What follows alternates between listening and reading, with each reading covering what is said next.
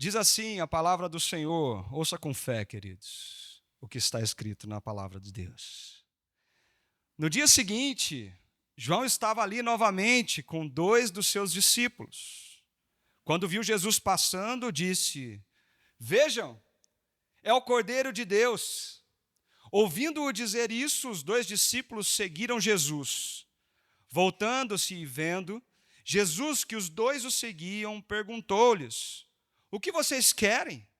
Eles disseram: Rabi, que significa mestre, onde está hospedado? Ele respondeu: Venham e verão. Então foram por volta das 4 horas da tarde, viram onde ele estava hospedado e passaram com ele aquele dia. André, irmão de Simão Pedro, era um dos que tinham ouvido o que João dissera e que haviam seguido Jesus.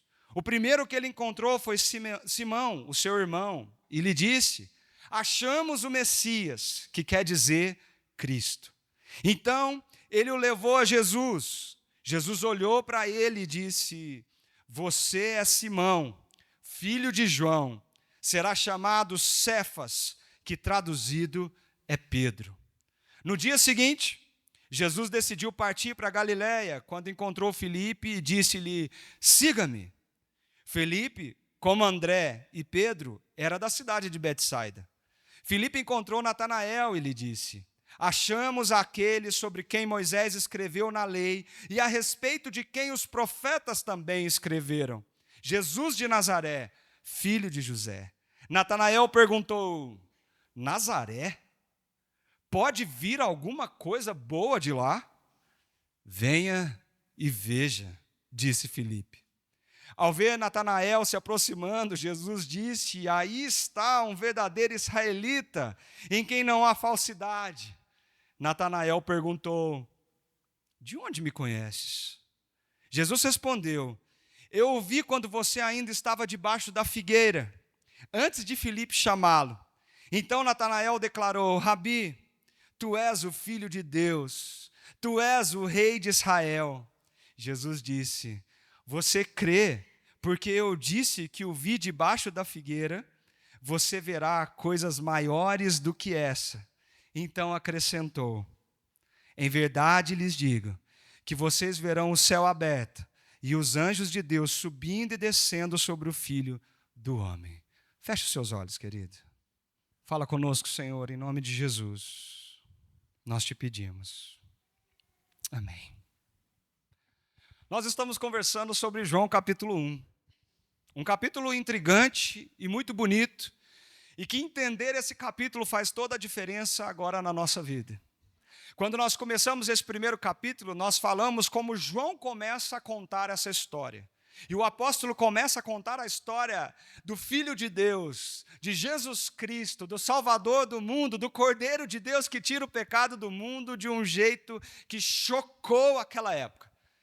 Ele pegou tudo que tinha naquele espacinho daquele texto e colocou uma verdadeira mensagem de tão profunda, não caberia naquelas palavras, mas Deus trouxe assim: E o Verbo se fez carne e habitou entre nós. E nós vimos a sua glória, a glória como filho unigênito do Pai. Agora ele traz para a sociedade a realidade do Logos, o princípio de tudo, o começo, o significado, o propósito de todas as coisas, aquilo que está por trás de tudo que existe. É assim que João começa a contar essa história. E no capítulo 1, chamado como seu prólogo, ele apresenta Jesus como esse significado e propósito de todas as coisas. Para trazer a realidade disso, ele chama testemunhas. E ele chama o livro de Gênesis, escrevendo uma grafia completamente parecida com aquela que nós temos nas primeiras palavras da Torá, que no princípio Deus criou e formou todas as coisas, e ele estava lá com Deus.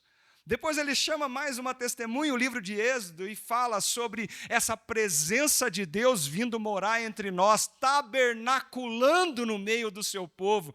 E ali, remetendo ao segundo livro do nosso Antigo Testamento, João nos mostra que a presença de Deus agora é real, é viva, é algo que nós sentimos, vivemos, que nós podemos desfrutar dia após dia, porque Ele tomou essa iniciativa.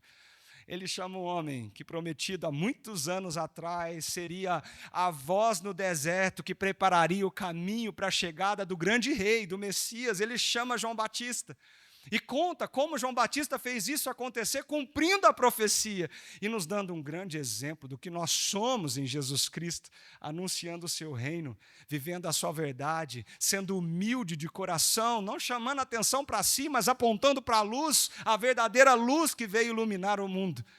João Batista nos ensinou que a nossa missão não é a respeito de nós mesmos, mas a nossa missão tem a ver com aquilo que Deus está construindo e fazendo no mundo. E quantas coisas bonitas que ele nos ensina. Depois de tudo isso, parece que agora João, inspirado pelo Espírito Santo, quer mostrar para nós os efeitos imediatos de conhecer essa verdade. E os efeitos imediatos de saber e conhecer essa verdade começam a ser contados a partir desse versículo 35, para encerrar esse primeiro capítulo de João. Se você consegue acompanhar esse raciocínio, você vai ver a coerência, a lógica na qual foi escrito esse texto. As testemunhas foram levantadas, o tema está explícito nas primeiras palavras do apóstolo. Agora ele chama a consequência à vida. E ele começa a mostrar então o que acontece depois que Jesus é batizado e o primeiro ato, a primeira coisa que Jesus faz quando começa o seu ministério. E aqui nós vemos isso colocado para nós de uma forma brilhantemente, porque agora uma narrativa vem mostrando 5 cenas, pelo menos, em sequência, que às vezes até confunde a nossa cabeça, onde nós estamos mesmo, mas eu queria que você prestasse atenção. O texto que nós lemos conta primeiro João Batista e 2 discípulos. Esses 2, um era André, o próprio João, apóstolo, nos fala que era André. Muitos acreditam que o segundo discípulo de João Batista seria o próprio apóstolo João, porque o nome não é citado, a identidade não é dada, e muitos indícios nos levam a crer que ali com João Batista estava João, o apóstolo, e André. Nós temos uma segunda cena, André, João e agora com Jesus. Uma terceira cena, André e Simão, e agora com Jesus. Uma quarta cena, Filipe, Jesus, e depois Filipe e Natanael. E por fim, uma quinta cena, nesses poucos versículos que trouxemos, de Filipe, Natanael e Jesus. Ora, irmãos, o que essas cenas têm em comum? E o que elas têm para nos ensinar quando lemos palavras tão lindas e tão fortes como esse trecho que nós lemos de João 1, versículo 35 ao versículo 51. Eu queria mostrar para cada um de nós algumas coisas muito bonitas que esse texto nos chama a atenção. E eu queria mostrar para os irmãos a essência do que está acontecendo aqui. E para isso nós precisamos perceber que o primeiro ato de Jesus no seu ministério foi o quê? O discipulado. A primeira coisa que Jesus fez não foi transformar água em vinho. A transformação da água em vinho foi o primeiro sinal de Jesus. Mas o primeiro ato, o primeiro movimento, a primeira atitude, o primeiro movimento de Deus para com o seu povo em Jesus Cristo foi o discipulado. Nós podemos ver isso muito explícito quando lemos os primeiros versículos desse texto. No dia seguinte, João estava ali novamente com 2 dos seus discípulos. João aqui é o João Batista. Quando viu Jesus passando, ele disse: vejam, é o Cordeiro de Deus. Mais uma vez nós vemos esse homem não apontando para si, não tendo ciúmes de reter pessoas para si. Esse homem, João Batista, cumprindo o teu chamado e a tua missão e apontando para Cristo e dizendo: Ele, é sobre Ele, é por causa dele, não sou eu, o que importa é que eu diminua e que Ele cresça. Essa é uma lição maravilhosa para a nossa vida, queridos. No mundo de orgulho, prepotência, no mundo individualista, no mundo onde todo mundo quer o seu e quer passar por cima de quem precisar passar para cumprir aquilo que lhe apraz. Esse texto nos ensina que a essência do evangelho, a essência do discipulado não começa em mim, começa naquilo que Deus está fazendo na vida das outras pessoas. João aponta, vejam essa verdade maravilhosa, vejam a realidade da nossa vida, vejam o significado do porquê nós estamos aqui, vejam o sentido dos nossos dias. É Ele, o Cordeiro de Deus, o Cordeiro de Deus que tira o pecado do mundo, é o Cordeiro de Deus que veio se entregar por nós, se entregar pela nossa vida. Como é bonito ver João testemunhando dessa forma, totalmente desprovido de orgulho, de vaidade e apontando Jesus. Nós precisamos aprender com João, queridos. Nós precisamos aprender isso na nossa vida pessoal. Que se tudo que nós cantamos nesse culto até agora faz sentido para você, você precisa confiar que Deus está escrevendo a tua história. Então não é sobre você, é sobre Ele. Você não precisa se matar pensando que você precisa ser o melhor, tem que ser o melhor de tudo, no sentido de passar por cima das pessoas e conquistar mais e ter mais. Você precisa descansar e confiar. A nossa sociedade está exausta porque vive um looping de querer ter mais e ser mais do que todas as pessoas.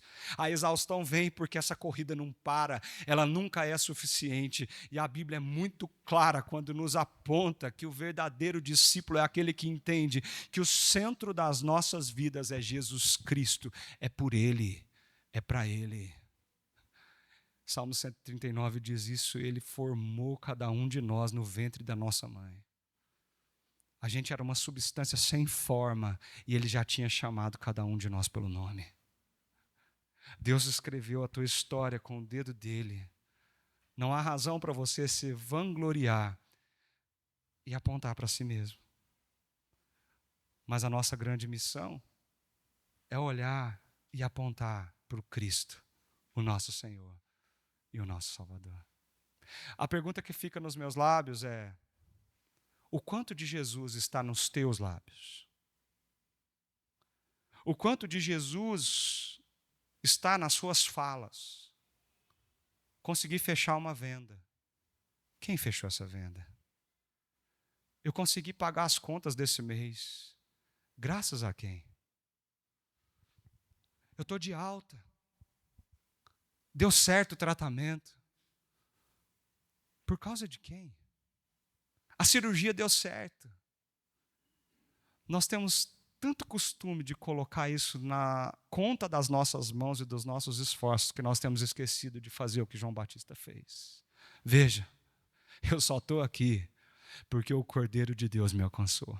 Vejam, eu só estou aqui porque Deus interviu na minha vida. Vejam, eu só estou aqui porque Deus me tirou do lamaçal do pecado e me transportou para um reino de luz, de graça e de misericórdia. Eu só estou aqui sustentado pelo amor de Deus porque foi Ele, não fui eu. Eu não tenho capacidade nenhuma de fazer isso. E é bonito porque o movimento dessa cena é muito claro. Ouvindo dizer isso, ouvindo os dois ali, ouvindo João Batista dizer isso, eles seguiram Jesus. Foram atrás dele. Perceba que Jesus não chegou para João Batista. Jesus não chegou ali na rodinha dos discípulos. Jesus passou. João Batista apontou. Imediatamente aqueles dois se levantaram porque eles queriam algo. Eles estavam muito interessados em algo. E voltando-se e vendo Jesus, que os dois o seguiam, perguntou-lhes: o que vocês querem? O que está passando no seu coração? O que está acontecendo aí dentro? Eu amo ver as palavras de Jesus nos evangelhos. Sabe por quê? Porque ela diagnostica a nossa alma, ela traz um diagnóstico da nossa alma. Jesus, ele não vem com as respostas prontas porque ele quer ouvir você. Mas ele sabe todas as coisas. E é aqui que nasce a oração, queridos. Tem tanta pessoa que chega para mim: pastor, por que eu tenho que orar se Deus sabe tudo? Porque Deus quer ouvir você dizer. Deus quer ouvir você falar. Deus quer fazer você pensar naquilo que você precisa, o que de fato você quer.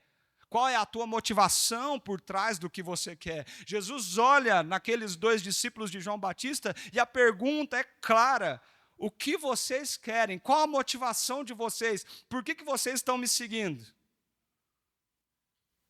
Ele provoca aqueles homens para a oração. E nós ainda acreditamos que a oração é um acessório, quando Jesus coloca a oração como primazia na nossa vida. Jesus está perguntando para mim e para você o tempo todo: o que você quer? O que está passando aí dentro do seu coração? Por que você saiu da sua casa e veio aqui agora? Por que você deixou tudo lá? Você podia ter ficado dormindo até mais tarde, podia ter adiantado o almoço. Podia ter dado um tapa na casa lá, que precisa de uma vassoura. Lavado a louça de ontem. Por que você veio para cá? Jesus está fazendo essas perguntas o tempo todo. O que vocês querem? O que desejam de mim? Qual é a motivação do coração de vocês? E eu gosto muito quando os dois discípulos dizem assim: Rabi, o mestre, onde você está hospedado? E essa resposta de Jesus é a essência para mim do que significa o discipulado cristão. Venham e verão. Venham e verão. Jesus podia ter falado para eles assim: eu estou ali, naquela ruazinha, na frente da mercearia. Tem uma casinha ali com o portão azul, é só você entrar lá. Eu estou lá, eu estou dormindo lá, estou ficando lá. Jesus podia ter sinalizado, mostrado: eu estou por aqui agora, mas eu já vou viajar, é de passagem. Jesus não disse isso, porque Jesus sabia a intenção do coração deles.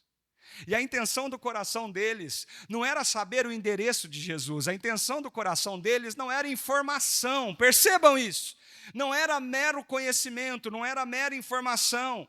Porque o que eles queriam, na realidade do seu coração, é estar com Ele. É ficar com Ele. É quase um pedido para Jesus: nós podemos ir com o Senhor.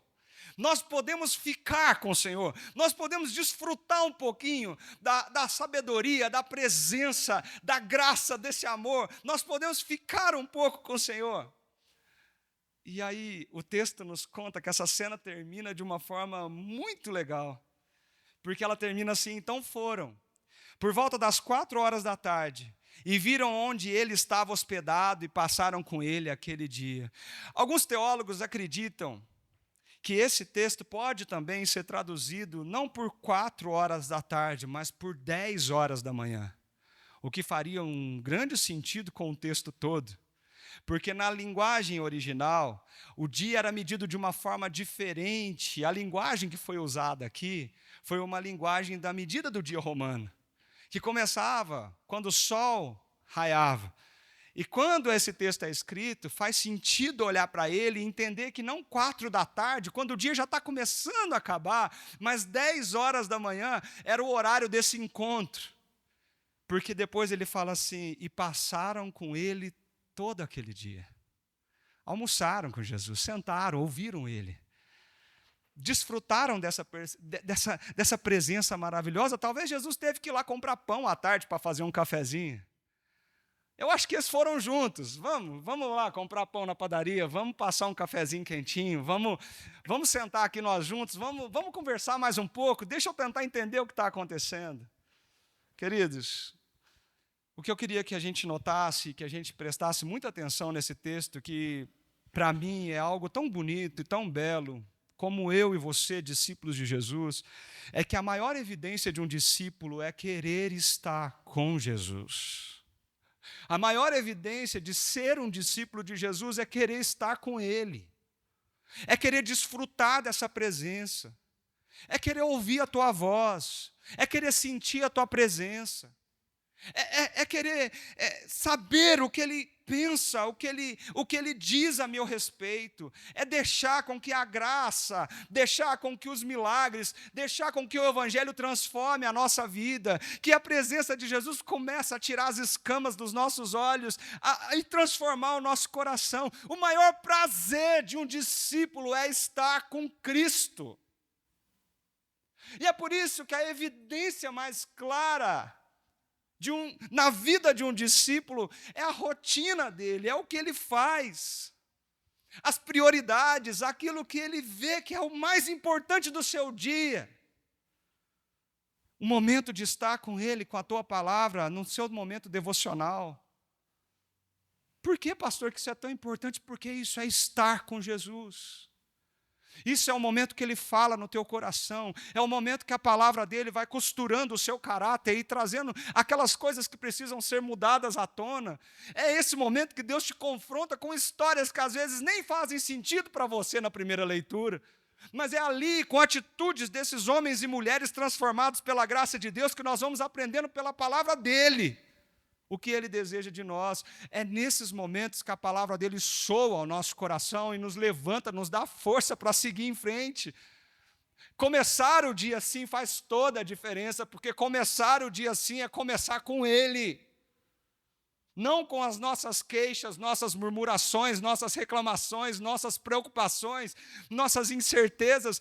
Ouvir a voz de Deus no primeiro momento do dia é ouvir o que Ele tem para você naquele dia, é querer estar com Jesus. A maior evidência de um discípulo é quando esse discípulo entende que cada vez que ele fecha os seus olhos e diz: Senhor, eu preciso de Ti, ele está na presença do Rei dos Reis. E como é gostoso estar na presença dele. Como é gostoso estar aqui, gente. Quando nós cantamos essas músicas, quando oramos uns pelos outros, quando nós nos dedicamos à igreja, nós não estamos fazendo isso por mera formalidade religiosa. Nós estamos aqui porque Jesus está aqui. E esse negócio aquece o nosso coração. A palavra de Deus aquece o nosso coração. O culto aquece o nosso coração. É o meio que a graça de Deus encharca a nossa vida. Você é discípulo de Cristo. O teu prazer precisa ser estar com Jesus. O que aqueles dois discípulos mais queriam não era saber informações a respeito do Messias, que alguns estavam falando que tinha chego. O que aqueles dois discípulos queriam era estar com Jesus. O que está faltando na igreja, muitas das vezes, é a motivação correta do que nós fazemos. Nós vemos o cenário da igreja brasileira, a igreja evangélica brasileira, e é preocupante algumas coisas que estão acontecendo. Porque a essência do discípulo, a evidência do discípulo, é estar com Cristo. Amanhã, terça, quarta, quinta, sexta, sábado. E o privilégio que Ele nos dá é de chegar domingo e a gente poder estar todo mundo com Ele num grande banquete, que é o banquete desse culto maravilhoso que nós temos aqui. É simples, gente, mas é com Ele. É com Ele. Esse texto continua. Eles continuam aquele dia todo com Jesus. E nós vamos aprender que essa essência do que significa discipulado, com essas cenas e esse texto que parece que se repete, é relacionamento. Não é aula, não é teoria, não é só conhecimento, mas discipulado. O primeiro ato de Jesus é relacionamento. Quando a gente continua vendo o que aconteceu ali, nós vamos aprendendo que o discipulado é esse momento de investir tempo, de gastar tempo, de estar disposto, de querer estar, de querer ouvir, de querer falar, de querer ser transformado. Discipulado foi esse movimento tão bonito desses discípulos de dizer: onde o Senhor está? Porque eu quero estar com o Senhor. Eu quero ouvir o que o Senhor tem para me dizer. Eu quero que a graça do Senhor invada a minha vida e encharque o meu coração. É investir tempo, e tempo de qualidade. Discipulado tem a ver com convivência. Eles passaram aquele dia com Jesus, e com certeza os outros, e onde Jesus ia, eles iam atrás. Foram 3 anos seguindo Jesus, a qualquer milagre que Ele fizesse, a qualquer passo que Ele desse. Eles seguiam mestres convivendo. A gente às vezes perde a essência disso. De Chosen tentou ajudar a gente a resgatar algumas coisas. Porque Jesus tinha um dia inteiro. E aqueles homens passavam um tempo com Ele. Comiam com Ele, levantavam, viajavam com Ele, horas na estrada. O que seriam essas conversas? Você consegue imaginar? Horas de viagem conversando sobre o reino de Deus, tirando dúvidas, perguntando sobre a Bíblia, ou até mesmo o silêncio daqueles passos com a presença de Deus ali do seu lado, transformaria, revigoraria qualquer coração. Discipulado é a convivência diária, todo dia, para tentar entender o que de mim precisa ser transformado na realidade daquele que é a luz, que é o espelho na qual eu devo seguir. Discipulado é exemplo, discipulado é testemunho. Discipulado é vida na vida. Foi esse o método de Jesus. O método de transformação de vida de Jesus foi esse. Chame pessoas, conviva com elas, dê exemplos do que significa ser um discípulo que quer estar na minha presença. Testemunhe a minha graça com a tua vida, com as tuas palavras, com o que você é. Invista tempo, priorize isso. Venha e veja. Não foi isso que Cristo disse? O problema é que nós já falhamos no primeiro ponto, quando nós trocamos a presença e o prazer da presença de Deus por outras coisas na nossa vida. Isso é muito sério. Tudo se torna mais importante quando Jesus não é prioridade para você. E não existe nenhuma, absolutamente nenhuma justificativa para isso. Tudo começa a ficar difícil na sua vida se Jesus não é a prioridade do seu dia. Porque com certeza outras coisas tomam essa proporção. E nós já começamos a falhar aí. E depois, numa cascata de eventos, nós falhamos quando entendemos que discipulado ele é desnecessário na nossa vida e para as outras pessoas que estão ao nosso redor. Enquanto Jesus chama a igreja para o venha e veja. Igreja, venha. Venha ver o que é a graça de Deus na minha vida. Venha ver o que Deus faz com alguém que confia nele. Venha ver o que significa ser perdoado daquilo que a gente faz de errado. Venha comigo andar nos meus pés. Venha comigo andar nos meus dias. Vem passar um dia comigo para você entender o que significa o poder de Deus nos aperfeiçoando na nossa fraqueza. Venha sentir o que esses pequenos milagres que acontecem o tempo todo. Venha viver essa comunhão gostosa e ver a realidade de Cristo na nossa família. Venha e veja, é o chamado de Jesus. Jesus não disse, vá para a igreja. Jesus disse, venha. Venha viver, caminhar comigo. Venha ver o reino de Deus na minha vida e nos meus dias. E essa é a maior lição do discipulado, querido. Nós achamos que saímos daqui e podemos chegar para as pessoas e falar assim, eu estou indo numa igreja legal, você não quer ir lá comigo? Tem uma palavra bacana, tem um louvor muito gostoso, tem um pessoal que é acolhedor. Vamos lá para você poder participar com a gente. Isso é maravilhoso, isso é ótimo. Mas antes disso, você precisa entender que a motivação central e o porquê nós fazemos isso é venha conhecer Jesus em mim. Lá onde você está, com as palavras que você usa, com as decisões que você toma, com o jeito que você lida e trata as pessoas, com a forma como você ama. Você tem coragem de chamar alguém e dizer, vem caminhar comigo, para você ver quem é Jesus? Porque foram isso que eles fizeram. É isso que aconteceu aqui. João, o Batista, mostrou Jesus para André. André alcançou seu irmão, Simão. Filipe influenciou a vida de Natanael. Ou seja, quando nós entendemos o nosso propósito em Cristo, nós não retemos isso para nós mesmos. Nós queremos que isso se espalhe para alguém, que isso chegue a alguém. A pergunta, igreja, é: e você? Quem você influencia com a tua vida? Quem você tem pego na mão, aberto a Bíblia, orado, lido a palavra de Deus, estado presente nos momentos difíceis para dizer, calma, vai dar tudo certo, já aconteceu isso comigo.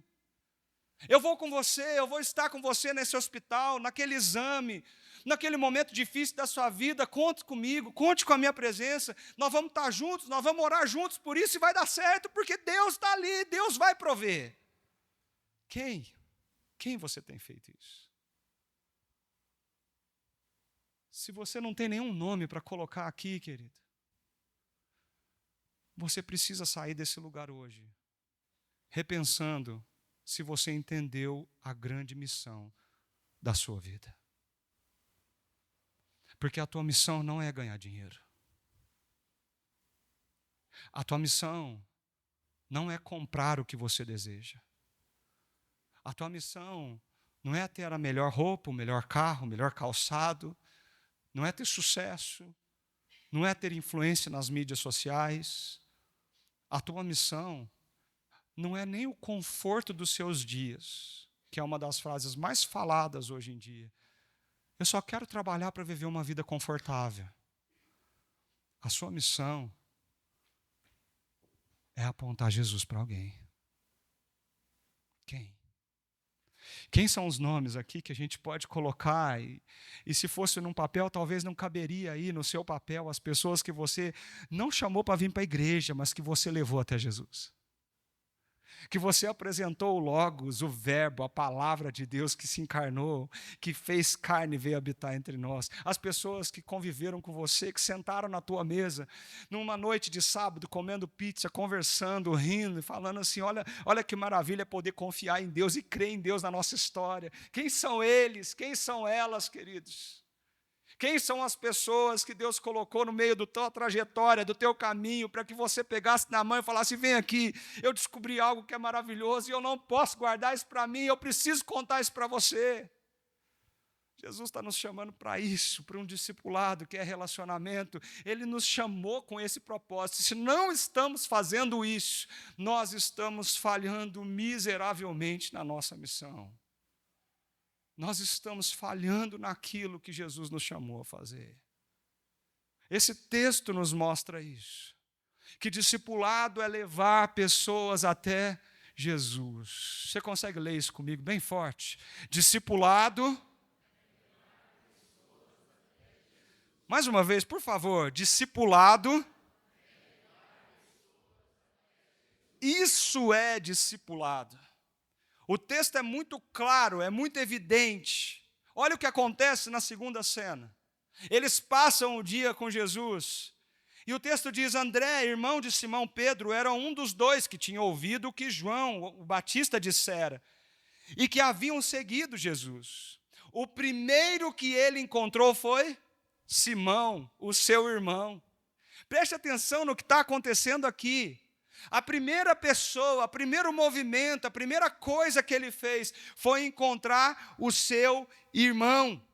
O primeiro movimento dele foi tentar priorizar aqueles que são priorizados, prioridade na sua vida. Houve um movimento intencional da parte de André.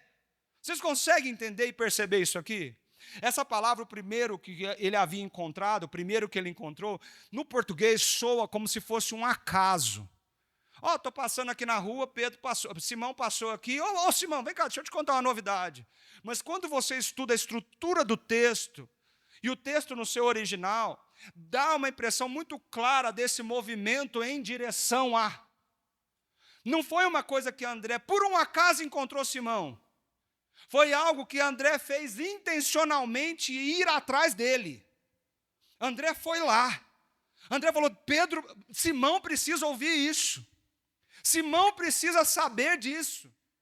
Simão precisa entender o que aconteceu na minha vida. O que aconteceu comigo esse dia tão maravilhoso que eu fiquei todo emocionado na presença de Jesus. Existe um movimento intencional. Guarda isso no teu coração. Existe um movimento intencional. E depois que ele encontra Simão, o texto diz, e lhe disse, o que ele fala? Achamos o Messias. Achamos aquele que nós esperamos faz tanto tempo, achamos aquele que o pessoal começou a falar. Lembra que a gente ouviu um burburinho naquele dia na pescaria? Que tinha um homem passeando por aí e que parece que o Messias tinha chegado, que tinha alguém pregando no deserto dizendo arrependam-se porque está perto, está aqui. Nós achamos ele, encontramos ele. Levar pessoas a Jesus no movimento de discipulado é compartilhar essa bênção com os outros, queridos.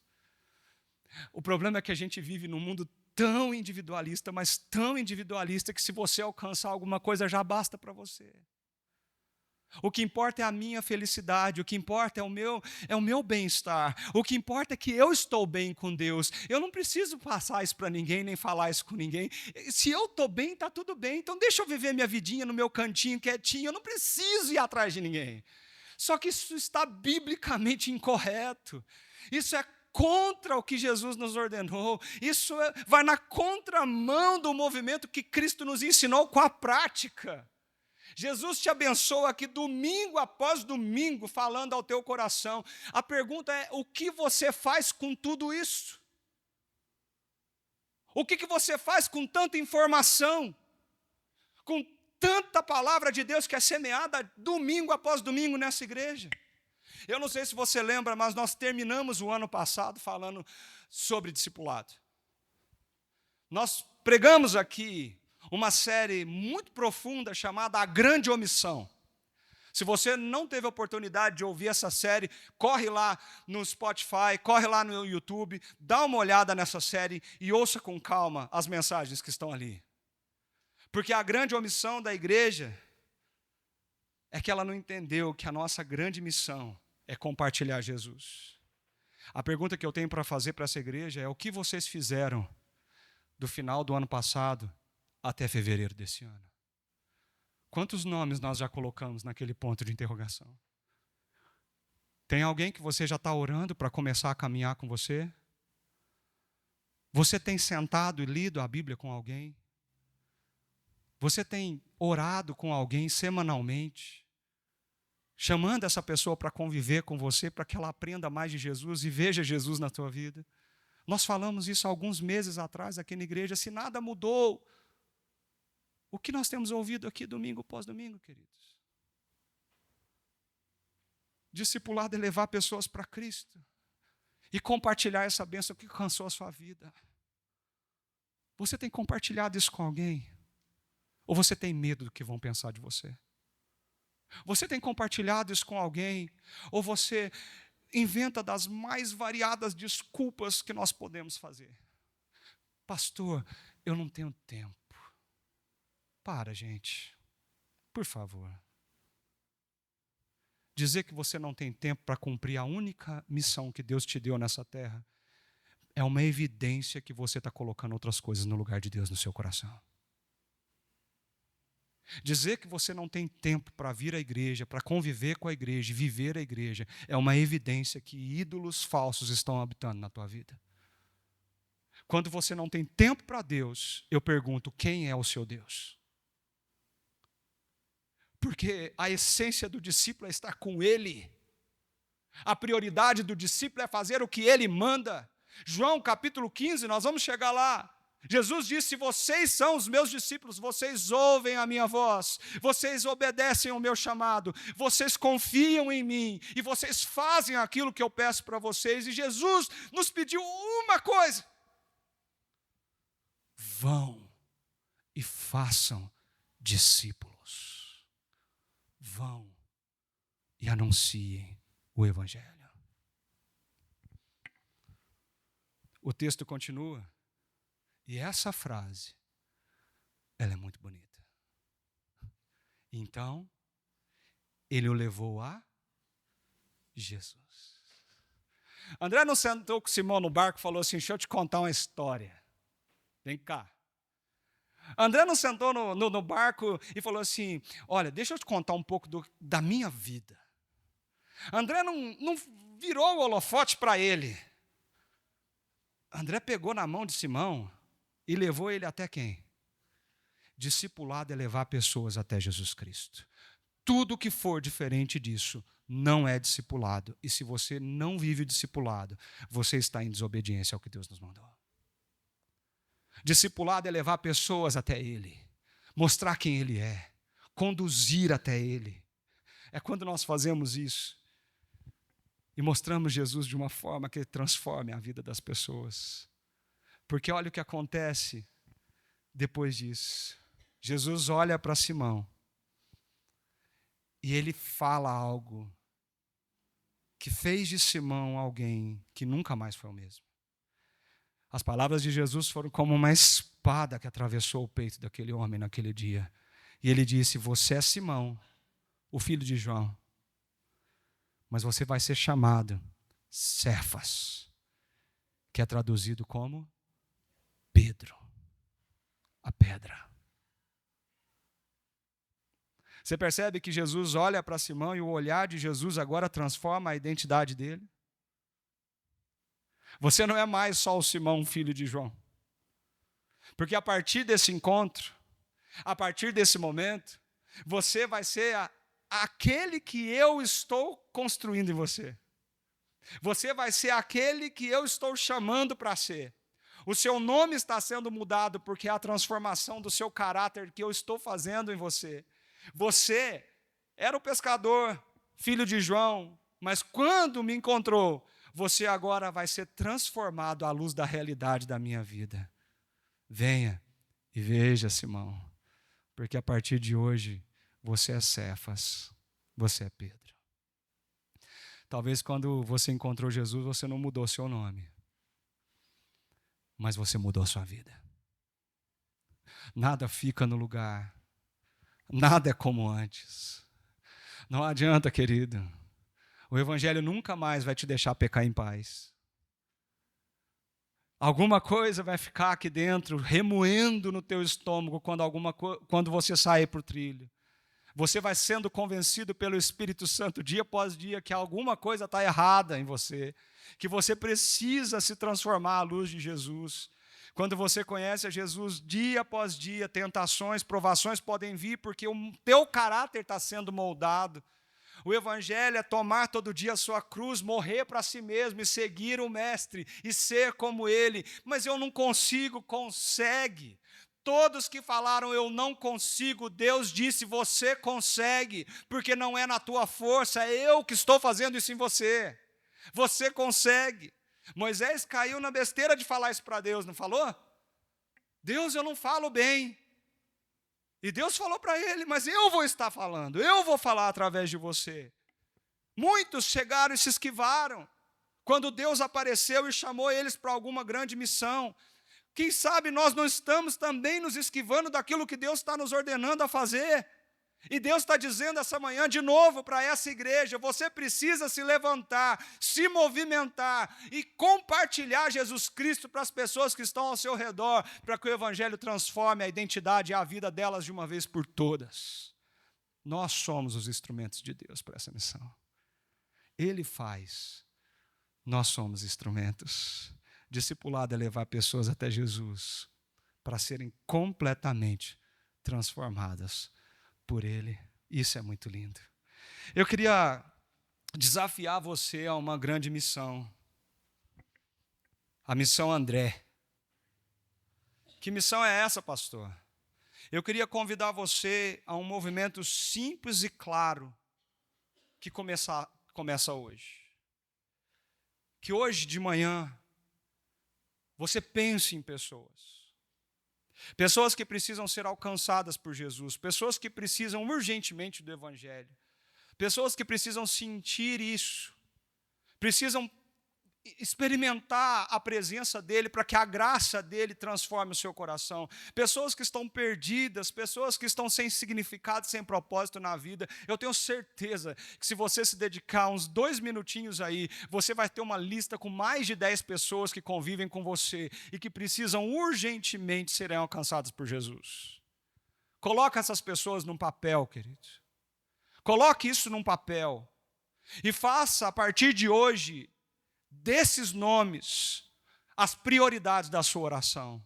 Senhor, alcance essa pessoa.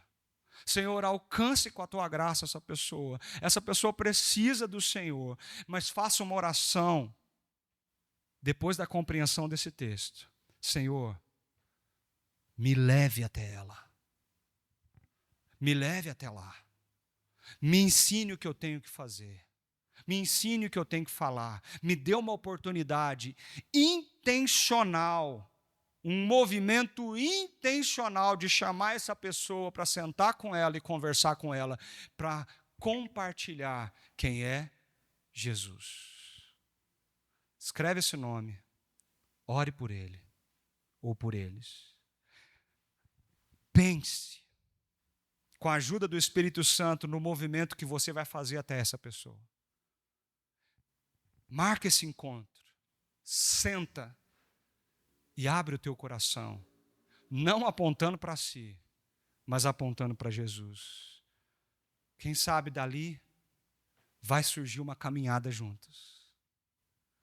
Eu vou orar por você toda semana. Vamos marcar um dia para eu te ligar, ou te mandar uma oração no WhatsApp, ou a gente ter uma conexão. Vamos começar ou terminar a semana junto em oração. Quem sabe dali você começa a levar essa pessoa para Jesus, contando para ela o que Jesus é, o que Ele faz, como Ele muda e transforma a realidade da vida das pessoas. Quem sabe desse movimento simples, mas intencional e prioritário, que você, usado por Deus, vai fazer. Deus derrame salvação na vida desses nomes que estaremos escrevendo hoje. Quando eu estava preparando essa mensagem, queridos, no meu coração era nítido que talvez a gente tenha que fazer uns 4 cultos por domingo nessa igreja, se os discípulos de Jesus aqui presentes obedecerem ao chamado dele. E essa é a minha oração. Senhor, faça-nos obedecer aquilo que o Senhor mandou. E quando discipularmos pessoas, eu tenho certeza que nós vamos ter muito problema de espaço, porque quando a família reunir, nós vamos ter que dividir ela em 4 cultos aqui, para caber a quantidade de gente que Jesus transformou nessa realidade do Evangelho. Mas eu não posso fazer isso sozinho. Porque o chamado não é para mim somente. O chamado é para você. Eu não vou chegar onde você chega. Eu não conheço essas pessoas que você pensou no seu lugar. Só você pode ser esse canal e instrumento de Deus para isso tudo acontecer. Que tal você sair hoje daqui com essa missão no seu coração? A missão André. Vamos prioritariamente atrás de alguém. Alguém que já veio aqui e não está mais aqui. Alguém que você sabe que era da igreja, qualquer outra igreja, mas que está sem ir na igreja. Aquela pessoa que nunca pisou numa igreja, que nunca falou sobre Jesus, que nunca entendeu o Evangelho. Quem sabe nós vamos ser os instrumentos de Deus agora para que tudo isso aconteça. Amém? Eu quero terminar dizendo para vocês como essas 2 próximas cenas fecham esse texto. E nos mostrando que discipulado é esse processo de transformação para viver o melhor de Deus na nossa vida. No dia seguinte, Jesus decide partir para Galileia. E quando encontra Filipe, ele diz o quê? Siga-me. Filipe, como André e Pedro, era da cidade de Betsaida. Jesus fez um convite, um chamado para ele naquele dia. Vem e me segue. Jesus está chamando ele para o quê? Relacionamento. Preste atenção como as coisas vão se repetir aqui agora. Preste atenção como o padrão é o mesmo. Jesus está chamando Filipe para um relacionamento. Vem ficar comigo, vem estar comigo, vem estar na minha presença. E alguma coisa vai acontecer com você em decorrência disso. Filipe automaticamente faz o quê? Vai atrás de Natanael. Olha o movimento de Filipe, orgânico, natural. É a evidência que um discípulo entendeu a missão. Ele vai atrás de Natanael e ele diz assim: achamos aquele sobre quem Moisés escreveu na lei, e a respeito de quem os profetas também escreveram. O que Filipe está fazendo com Natanael? Compartilhando sobre quem é Jesus. Sobre quem é esse que nós tanto esperamos, que agora é uma realidade na nossa vida. Mas Natanael era um homem religioso, um judeu devoto, alguém que sabia bem quando o Messias viria, como ele viria, alguém que estudou as Escrituras, alguém que tinha uma expectativa e que estava com o pé atrás nessas histórias que estavam sendo contadas. Quando Filipe fala Jesus de Nazaré, o filho de José, Natanael reage. E a reação de Natanael é: Nazaré? Pode vir alguma coisa boa de lá? Nazaré? E a resposta de Filipe é linda, porque ele fala o quê? Venha e... Vocês percebem como o texto está trazendo um padrão? Ele está repetindo com outras pessoas a mesma coisa. Venha e veja. Você está com crise, está com dúvida, você não entendeu? Então vem comigo. Vem andar aqui comigo que eu vou te mostrar. Eu vou te mostrar na prática, eu vou te mostrar com a vida. Vem e vê.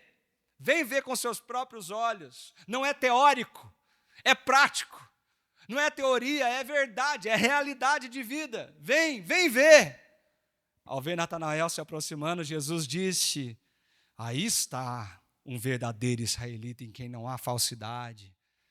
Natanael estranha e pergunta: mas de onde o senhor me conhece mesmo? Como que o senhor sabe? Como que você está falando que eu não tenho falsidade, que eu não sou verdadeiro, que eu sou verdadeiro? E Jesus responde: eu vi quando você ainda estava debaixo da figueira, antes de Filipe chamar você. Jesus não estava lá. Ele estava lá sozinho. Filipe foi chamar ele. O que Natanael estava fazendo debaixo da figueira? Não sei. Pode procurar na Bíblia, não tem lugar nenhum que está falando. Não está escrito os detalhes do que Natanael estava fazendo ali. Mas a realidade é que Natanael era um homem devoto. Ele podia estar orando. Ele podia estar pedindo que a realidade do Messias chegasse na vida dele. Ele podia estar numa crise espiritual, uma crise religiosa. Eu não sei. A Bíblia não fala.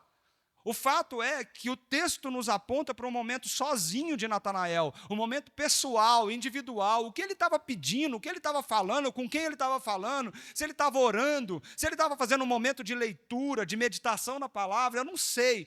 Eu sei que Jesus sabia. E que a resposta de Jesus surpreende tanto esse homem, que é como se fosse uma resposta de oração para aquilo que ele estava pedindo.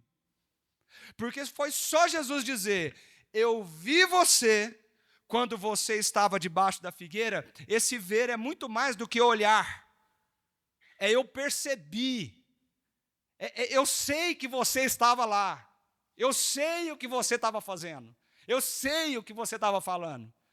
Antes de Filipe te chamar, a resposta de Natanael é instantânea. Como que a venda dos olhos dele caísse para o chão e ele declara: Rabi, tu és o Filho de Deus, tu és o Rei de Israel. Ele diz: o Senhor é o Messias. Eu acredito, eu creio. Percebe como a resposta de Jesus foi tão forte no coração daquele homem? E qual foi o papel de Filipe em tudo isso, na vida de Natanael? Preste atenção, queridos.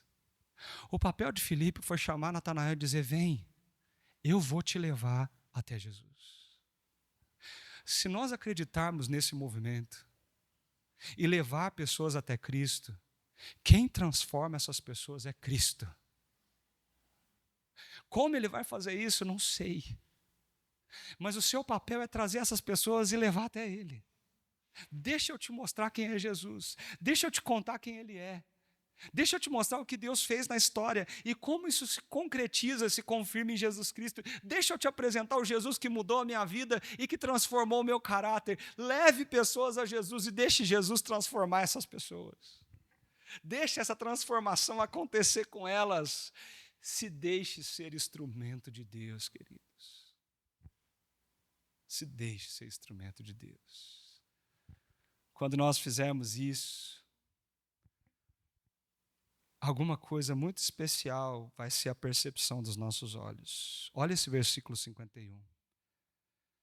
Então acrescentou Jesus: em verdade lhes digo que vocês verão o céu aberto e os anjos de Deus subindo e descendo sobre o Filho do Homem. Da onde Jesus tirou isso, gente?